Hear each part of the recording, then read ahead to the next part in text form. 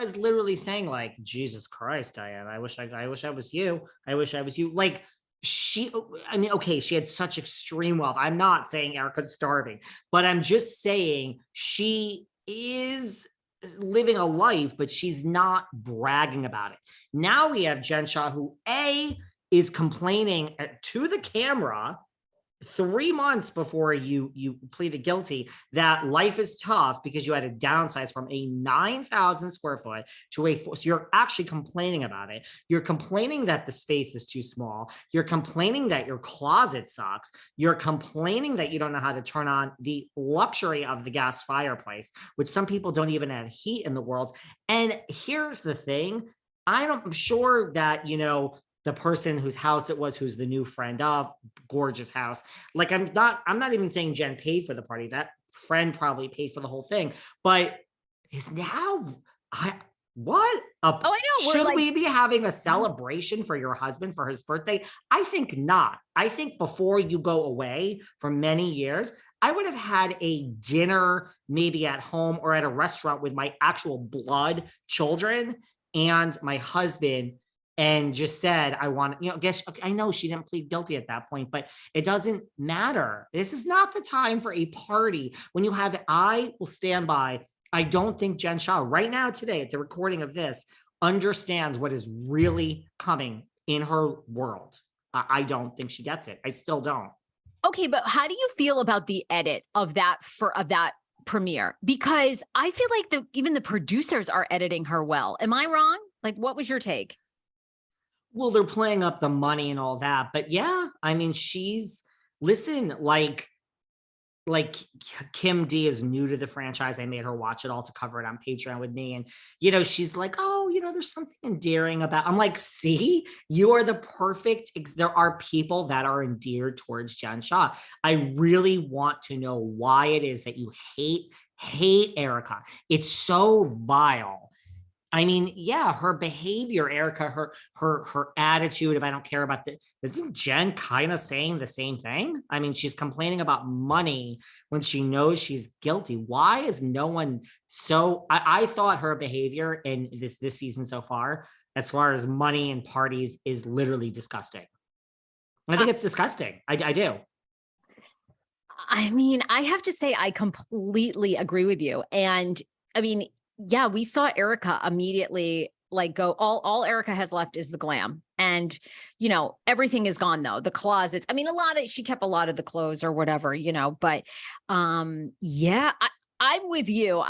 I thought it was disappointing, the season premiere of Salt Lake, that there wasn't, I don't know, maybe a lot of flashbacks to her pleading guilty. Really, we just saw her like the reset up that she's in this court battle. So it's interesting. I guess maybe they're just going to let it unfold. You thought it would start at the end where she pled guilty and then yeah, they've done that before, where they kind of, they drop you into the biggest moment of the show and then they work backwards. So I don't know, maybe they were just switching it up editing wise, but I do think the double standard is really fascinating. When I think what Jen did was probably far, I don't know, you probably can't compare because Tom was an awful person too, but I mean, yeah, Jen really, she did it. She did it. Yeah. And listen, if you want to hate on Erika, go right ahead. I agree with you. I still don't think she knew. And that makes it a whole different. But even if she knew and you hate her and you're so outraged, go for it. Go with that emotion.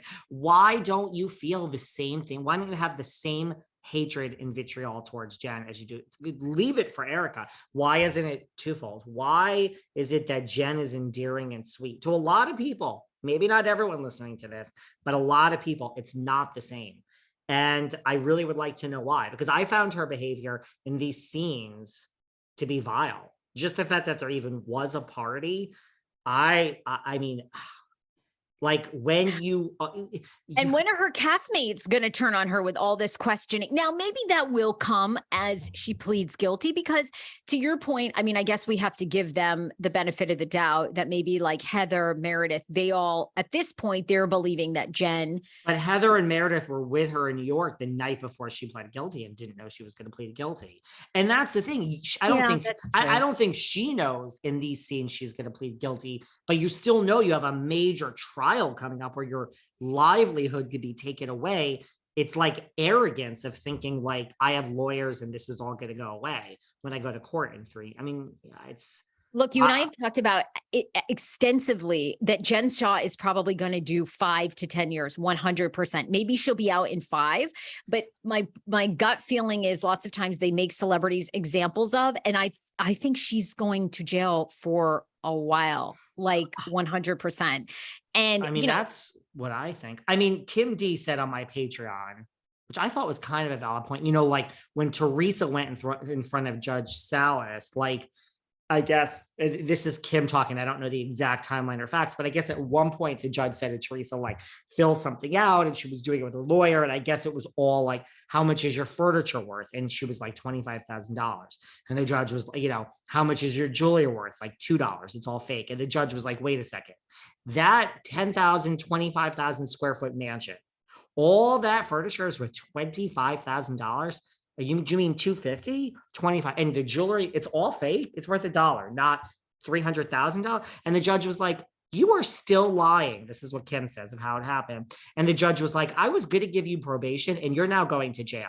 You're going to jail now because that's how it went down. According to Kim D, and I haven't researched it enough to know. Okay. But my point is, this is all evidence. Like, you mean to tell me someone's not watching this episode? I mean, I don't think this is going to help with any type of sentencing. And I don't know. I'm just talking top line. So please don't like this and that. And that's how the law works. And are you really a lawyer? Yeah, I am a lawyer. I haven't practiced in 100 years, nor do I want to. But it just can't be good, this type of behavior and attitude. It can't. I'm not sure it's going to hurt extensively. It can't help, girl. It can't help. I'm with you. I couldn't be with you more. I mean, I love Salt Lake. I was as excited about Salt Lake as I am about Potomac, which will drop later this month. I mean, it was a good first episode. I don't think Meredith and Lisa are ever getting back together. I mean, I feel like alliances, it's hard to believe. It's hard to believe. And it was crazy to see Lisa, I feel like, real emotion, but also at the same time, I feel like Heather at that lunch where Heather was like, no, I think you really feel that way about me. I was kind of like, I think she does too. There's Heather Gray. Heather Gray. Heather Gay is so funny. Yeah. She's so, I'm like, oh my God, is this what everyone's been telling me for the past 2 seasons? She's so hilarious, right? When she's like, no, I actually think you feel like that. And then also when she's doing her confessionals and she's like, now listen, let me just boil this down for you. Like, I know this sounds like I should be thrilled, but like Lisa literally her tail is so far between her legs because the last person Lisa Barlow wants to call to ask for help right now is me. So like Lisa must be, she was just so funny, but she was she must be so desperate because like I am the one she's calling.